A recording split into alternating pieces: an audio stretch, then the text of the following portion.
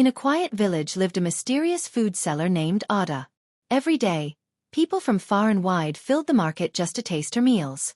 The aroma of her cooking drifted through the air, pulling villagers from their homes and traders from their stalls. Her dishes were unlike anything they had ever tasted. Rich, flavorful, unforgettable. Yet no one knew where she got her ingredients or how she managed to make her food so extraordinary. Ada was a quiet woman with no family, never speaking much and never revealing where she lived. She appeared at the market each morning with large pots of steaming meals, always arriving before sunrise and leaving only when the sky grew dark. Her menu changed daily, sometimes hearty stew, other times fragrant rice or perfectly grilled meat. No matter how many people came, her food never ran out. Villagers often wondered how she kept her business thriving, whispering that she might have hidden wealth or even magical powers. But Ada never revealed anything. A group of market women, led by Mama Yuk, soon grew jealous.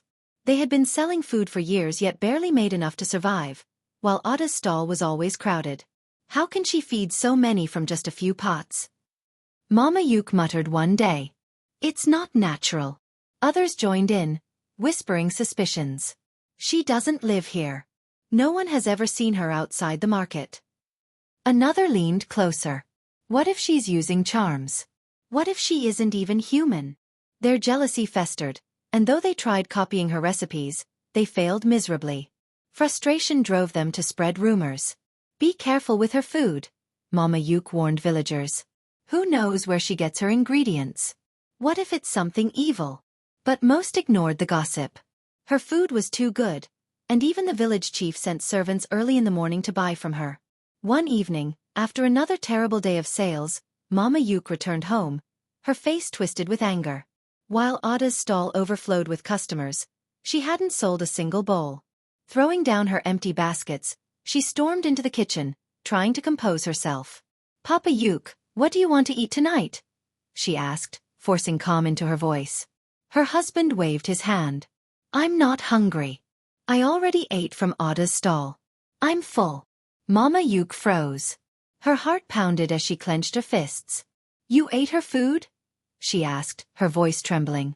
Papa Yuk nodded cheerfully. It was delicious. The meat was so tender. I haven't tasted anything like it in years. You should try it next time. Her rage burned hotter. First her children had started comparing her cooking to Ada's, begging for money to buy from her, and now her husband had joined them. That night, she tossed and turned, her anger refusing to let her sleep. By dawn, she had made up her mind. Something had to be done. At the market, Mama Yuk kept her eyes fixed on Ada.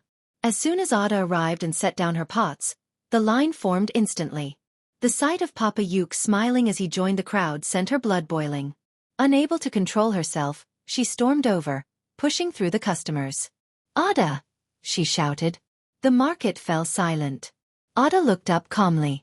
Yes, Mama Yuk? You need to stop selling food to my family, she snapped. My husband, my children, they should not be buying from you. Ada's voice was calm. I don't force anyone to eat my food. They come because they are hungry. I serve whoever wishes to buy. You've made them love your food more than mine, Mama Yuk cried. They keep saying it's better. You're ruining my home. I never spoke against your cooking, Ada replied gently. I only do my work. People choose what they want. The crowd whispered, watching the scene unfold. Mama Yuk's anger flared hotter. You think you're better than us, don't you? You think you can come here and take everyone's customers? Ada shook her head. I rise early and work like the rest. If people come to me, it is their choice. I cannot stop them. Unable to argue further, Mama Yuk stormed away, her heart filled with rage. That night, long after the market closed, she hid among the bushes, determined to uncover Ada's secret. Hours passed until finally, she spotted her carrying a basket down a narrow path. Quietly, Mama Yuk followed, her heart racing with a mix of anger and curiosity. They walked under the moonlight until Ada reached a small clearing. She set her basket beside a fire pit, looked around as though sensing something, then struck her hand firmly against the ground. To Mama Yuk's horror, a hidden trapdoor creaked open, and a lifeless body rose from beneath the earth. She gasped, her chest tightening with terror, but it was too late. Ada's eyes locked onto her. With a swift gesture, She whispered something under her breath, and the air seemed to shift. A strange force swept over Mama Yuke, leaving her trembling. Her mouth opened, but no sound came out. Her ears rang before everything went silent. "You should have stayed away," Ada's voice carried softly, though Mama Yuke could no longer hear. Panic surged through her as she stumbled back, helpless and mute. Ada's gaze remained fixed on her, calm yet unyielding. "Now you will understand what it means to be alone," she murmured. The body from beneath the ground seemed to echo every fear Mama Yuke had hidden. The fear of losing her family, of being forgotten, of never being enough. She shook with dread as Ada turned back toward it, her face unreadable, the night air heavy with secrets too dark to tell. Ada whispered softly, her voice steady as the firelight flickered against her face. "You will not disrupt my work. You tried to take my customers, but now you will learn the truth of what I protect." Mama Yuke trembled as she watched helplessly. Ada turned back to her pot as though nothing had happened, stirring slowly while shadows danced across the clearing. The air felt heavier now, pressing against her chest. Silence wrapped around her like a curse, suffocating and unrelenting. She wanted to run, to scream, to call for help, but her body remained bound by the strange force holding her in place. The aroma of the cooking rose once again, rich with spices, yet now it carried an edge that felt sinister. Her stomach twisted as realization gripped her. This was no ordinary food, and she had stumbled into a world she was never meant to see. Ada's voice carried through the still night, though Mama Yuke could no longer hear the words. Her lips moved slowly, deliberately. "The food I prepare is more than nourishment. It holds the essence of those who once lived, and you will respect it." She ladled the thick dark soup into a bowl, her eyes gleaming with unnatural light, and held it toward her captive. "You will eat." Mama Yuke shook her head violently, her heart pounding as terror surged through her. Every part of her screamed to resist, but Ada's unyielding gaze pulled at her will, forcing her hands to move against her own desire. Trembling, she lifted the bowl. The first spoonful slid down her throat like fire. The taste was overwhelming, spices masking something foul, something she could not name. Her stomach churned, bile rising in her throat. She tried to stop, tried to spit it out, but Ada's eyes bore into her with a silent warning. Any refusal meant death. Tears welled in her eyes as she swallowed each mouthful, every gulp a punishment, every taste a scar. At last, the bowl was empty. Ada's expression softened into something almost satisfied. "Now you know," she said, her tone final. "You are free to go. But remember this moment." Mama Yuke stumbled away, her body weak, her heart heavy. The night seemed darker, the shadows around her longer, every sound of the forest twisting into whispers of dread. By the time she reached her home, her strength was nearly gone. The door creaked open and Papa Yuke rushed to her side. "Where have you been? I was so worried." His relief faded as he saw her pale face, her trembling hands. "Are you sick?" he asked, fear creeping into his voice. Her mouth opened, but nothing came out. She shook her head frantically, tears streaming down her cheeks. She pointed to her throat, desperate to explain, but her voice was gone. Her husband stared, confused and frightened.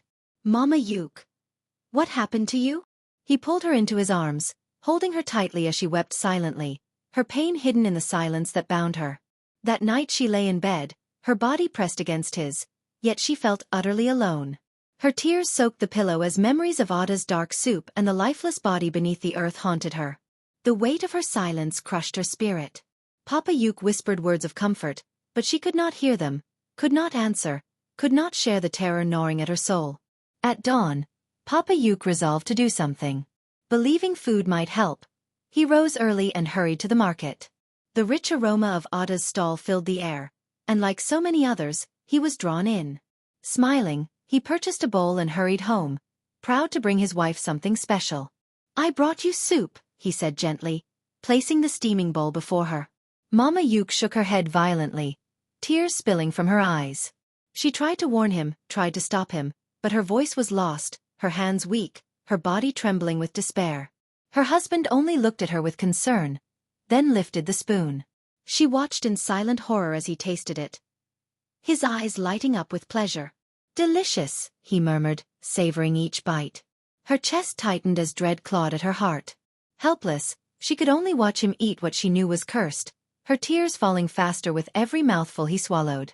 Meanwhile, in the market, whispers had begun to spread. Inoi, one of the women, leaned close to her companions. "Have you seen Mama Yuk lately? Something is different about her. It's as if she can no longer hear or speak." The others nodded, their eyes wide with unease. They too had noticed the change, though none dared speak too loudly, fearful of what the truth might reveal. Ada leaned in, her breath cold against Ngozi's ear, her voice barely more than a whisper. "You have no idea who you're dealing with. If you keep pushing, you won't live to see the truth revealed." Ngozi's heart pounded, but she refused to flinch. She met Ada's piercing eyes with a steady gaze. "I'm not afraid of you. You can threaten me all you want, but your secrets won't stay hidden forever. The spirits of the dead will not let you rest." For a moment, Ada's smile faltered, but she quickly regained her composure, a mocking smirk tugging at her lips. "We'll see," she said, her tone laced with menace. With a final glare, she turned and walked away, leaving the air heavy with tension. Ngozi exhaled shakily, her hands trembling as she returned to her stall. Every whisper in the market felt sharper now, every glance a reminder that she stood alone against someone far more dangerous than the villagers could ever understand. But deep within, her determination only hardened. That night, sleep refused to come. She lay awake, her mind replaying the memory of Ada summoning the body from the earth. The image was carved into her thoughts, a nightmare she could never forget. She knew she couldn't confront Ada again without a plan, but time was running out. If no one stopped her, more lives would be claimed. The following evening, Ngozi decided to return to the native doctor. Carrying the charm he had given her, she begged for more guidance. His expression grew grim. "Ada's power is old and deeply rooted," he warned. "It is tied to forces beyond what ordinary people can fight. If you face her again, it must not be with fear, but with strength and allies who believe you. The charm will protect you for a while, but it cannot save you if your spirit falters." Ngozi nodded, her resolve unshaken. "I will gather those who trust me. Even if the village doubts, I will not let her keep feeding them death." The doctor placed a hand on her shoulder. "Be careful. Women like Ada do not fall easily. They drag others down with them when they go." As Ngozi walked back under the cover of night, the weight of his words lingered. The village was blind, Ada's smile had them enchanted, and her stall would continue to thrive unless someone shattered her mask. Ngozi clenched her fists, her jaw set. Mama Yuk had died in silence, her cries unheard. That would not be her fate. The truth was a fire burning inside her, and she would see it unleashed, no matter the cost. "I'm watching you, Ngozi," Ada hissed, her voice low and sharp. "Every step you take, I see it. You can't hide from me, and if you try to stop me, you'll regret it. You'll end up like Mama Yuk, dead, forgotten, and no one will care." Ngozi's chest tightened, but she steadied herself, fists clenched at her sides. "You may fool them now, but your time is running out. You can't hide in the shadows forever." Ada's eyes darkened, something ancient and dangerous flickering within them. She leaned closer, her tone cutting like ice. "We'll see. But remember this, I can take everything from you. Your voice, your breath, your life. Just like I did with Mama Yuk. Cross me again, and you'll wish you never dared." Then she turned and walked away, her presence leaving the air heavy and cold. Ngozi's heart pounded, but she stood her ground, watching until Ada disappeared from sight. Fear tugged at her spirit, yet the fire of determination burned stronger. Mama Yuk's death weighed on her soul, and Ngozi vowed she would not rest until Ada was unmasked. That evening dragged by like a storm that refused to break. As the sun dipped below the horizon and Ngozi closed her stall, Ada's threat echoed in her mind. But she would not bend to fear. She had spoken to the native doctor. There was still hope. She only needed patience, the right moment, and undeniable proof. Lying in bed that night, sleep refused to come. Her thoughts raced with plans and possibilities. Ada's warning was clear, she was being watched, but Ngozi promised herself she would not falter. Days later, as Ngozi left the market, she overheard two women whispering near Ada's stall. "Did you hear? Ngozi thinks she can stop Ada," one said with a laugh. "She's been telling wild stories about magic." "She's jealous," the other replied. "Ada's been here for years, feeding us all. Nothing bad has ever happened. Ngozi just wants to ruin her." Ngozi's hands balled into fists, anger burning in her chest. How could they be so blind? She wanted to scream the truth at them, but she knew it was useless without proof. She had to stay silent until she had enough to bring Ada down. Her thoughts turned to the king. If anyone held the power to act, it was him. Early the next morning, she walked to the palace, hope pushing her forward. Bowing low before him, she spoke firmly. Your Majesty, I've come to tell you the truth about Ada. She isn't who she pretends to be. She uses dark magic. It was her doing that killed Mama Yuke. The king studied her with weary eyes. Ngozi, he said slowly, you bring me nothing but tales. Ada's food has been a blessing here for years. I've eaten it myself countless times, and I am well.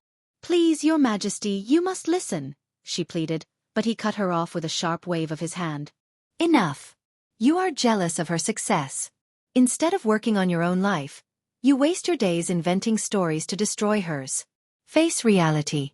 Leave this foolishness behind. Her heart sank. She could see it. He was blind, enchanted by Ada's charm, too fond of her food to believe the truth. He dismissed her with a flick of his hand, leaving her to walk out of the palace with shoulders heavy, but spirit unbroken. She whispered to herself, even if no one believes me, I will not stop. On the dusty road, she spotted Papa Yuke. Her pulse quickened as she hurried to him. I was just about to come to your house, she said, trying to steady her voice. There's something I must tell you. He stopped, face unreadable. What is it, Ngozi? She took a deep breath. I'm working on a plan to bring Ada down. She is the reason Mama Yuke is gone. I can't let this continue. To her shock, Papa Yuke's lips curled into a smirk. Avenge her death? He scoffed. You're wasting your time. You should mind your own business. Ngozi froze. What do you mean? Your wife is dead, and Ada is responsible. How can you not want justice? He shook his head, almost amused. Mama Yuke is gone. Life moves forward. And for your information, his smile widened slyly, I'm with Ada now. She'll be my wife soon. Ngozi's jaw dropped. What? She whispered, hardly able to breathe. Your wife just died, and now you're with the woman who killed her? Papa Yuke shrugged. Indifferent. What does it matter? Mama Yuke is gone. Ada is still here. She's a good woman. Stop wasting your time with nonsense. Her chest tightened as she stared at him in disbelief. But she killed your wife, she cried, voice breaking. He waved her off with disdain. Don't cry louder than the bereaved. You're not her family. Stop trying to be a hero. It's pathetic. With that, he turned and walked away, his words slicing deeper than any blade. Tears blurred Ngozi's vision as she watched him disappear. Not only had he ignored the truth, but he had betrayed Mama Yuke's memory entirely. Alone in the road, grief and fury swirled inside her. She had thought Papa Yuke would be an ally, but now he was lost to Ada's grasp. Shaken but not broken, she made her way to the native doctor once more. If anyone could help her end this, it was him. Her steps quickened with determination. Yet when she reached his home, the air felt wrong, unnervingly still. The door creaked open at her touch, the room dim and quiet. Baba? She called, voice trembling. Are you here? Silence. She stepped inside, heart pounding, and then her eyes fell on the floor. The native doctor lay there, lifeless, his body cold. A sharp gasp tore from her throat, her hands flying to her mouth. Ada had struck again. She couldn't believe what she was seeing. Her only hope was gone. Tears filled her eyes as she knelt beside the lifeless body of the native doctor. She didn't need anyone to explain. This was clearly Ada's doing. She killed him to stop me, Ngozi whispered, her voice trembling with grief and rage. Her body shook, torn between sorrow and fury, but deep inside a flame still burned. She wiped her tears and clenched her fists. Ada might have silenced the native doctor, but she would not win. As Ngozi turned to leave, a sudden chill swept through the air. Ada appeared, blocking her path, a wicked smile curving her lips. I warned you, Ada said coldly. Yes, I killed him. He thought he could help you, but look at him now. Gone, just like Mama Uche. And soon this entire village will belong to me. Nothing can stop me. Ngozi's heart pounded, but she forced herself to stand tall, refusing to show fear. I'm not afraid of you, she said firmly. I know what you've done, and I'll stop you. You won't destroy this village, no matter how powerful you think you are. Ada's smile vanished, her eyes darkening with anger. You're a fool, Gozi. This is your last warning. But Gozi did not flinch. I'm not backing down. I'll fight until you're gone. I don't care what it takes. With a wave of her hand, Ada disappeared into the night, but Gozi's resolve only grew stronger. She knew she faced a dangerous enemy, yet her spirit refused to break. That night she collapsed into bed, exhausted, and quickly fell asleep. In her dream, an angel appeared, glowing with brilliant light.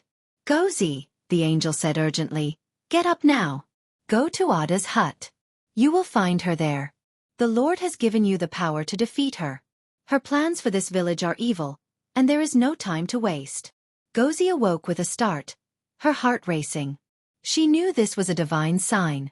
She reached for the Bible her late mother had given her, holding it close to her chest. Though it was midnight, she felt no fear, only determination. Moving through the silent streets, her steps quickened until she reached Ada's hut. Carefully, she peered inside and froze.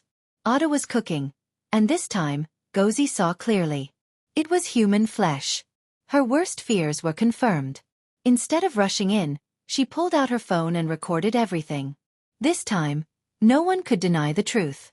When she finished, she stepped forward and shouted, Ada, I know what you're doing. The whole village will see the truth now. Ada spun around, her face twisting with rage. You dare challenge me again? You are nothing compared to my power.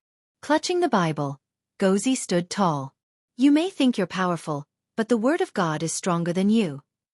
The air thickened with dark energy as Ada summoned her magic. Shadows swirled through the hut, but Gozi's voice rang out as she prayed, reciting scripture with unwavering faith. The clash of light and darkness shook the walls around them. Ada hurled curses, but each one dissolved against the strength of Gozi's prayers. Gozi's voice grew louder, the light from her words flooding the room. Ada hissed, her powers faltering. You think this will stop me? I've destroyed others before, and I'll destroy you too. Gozi's eyes blazed with courage. Your time is over, Ada. The Lord has given me power to end this once and for all. She raised the Bible high and declared, For we wrestle not against flesh and blood, but against principalities, powers, rulers of darkness, and spiritual wickedness in high places. Light burst from her words, consuming the shadows. Ada screamed as her dark magic shattered. The power she had clung to collapsed, and she fell to the ground, defeated. Breathing heavily, Gozi stepped closer, holding the Bible to her chest. This is the end for you, Ada. The village will be safe now. Ada, trembling and weak, looked up in fear. How did you do this? I didn't do it alone, Gozi replied softly. The power of God is greater than any evil. She bound Ada and dragged her into the streets. Villagers, awakened by the commotion, gathered in shock. What's happening? One asked. Gozi held up her phone. This is the truth. She's been feeding us human flesh and using dark magic. Gasps filled the air as they watched the horrifying video. At last, everyone believed her. Ada had no more lies to hide behind. The police were called, and with the evidence clear, she was arrested. The king summoned Gozi to his palace. You have saved this village from great evil, he told her. Because of your courage, I want you by my side as one of my trusted advisors. Humbled, Gozi accepted with gratitude. Soon after, Papa Uche came to her, shame clouding his face. Gozi, he said, I was under her spell. I didn't know what I was doing. Forgive me. Gozi gave a gentle smile. It's over now. What matters is that you are free. 2 days later, shocking news spread. Ada was found dead in her prison cell. No one knew how it happened, but many believed her own dark magic had finally consumed her. The village was free at last. Peace returned, and Mama Uche's memory was honored. Gozi had fought with faith and courage, and evil had been defeated forever. The people could finally sleep without fear, knowing justice had been served. Dear viewers, what lesson do you take from this story? Share your thoughts in the comments below. If you enjoyed it, give it a like, share with friends, and don't forget to subscribe and turn on notifications for more powerful tales. Stay blessed.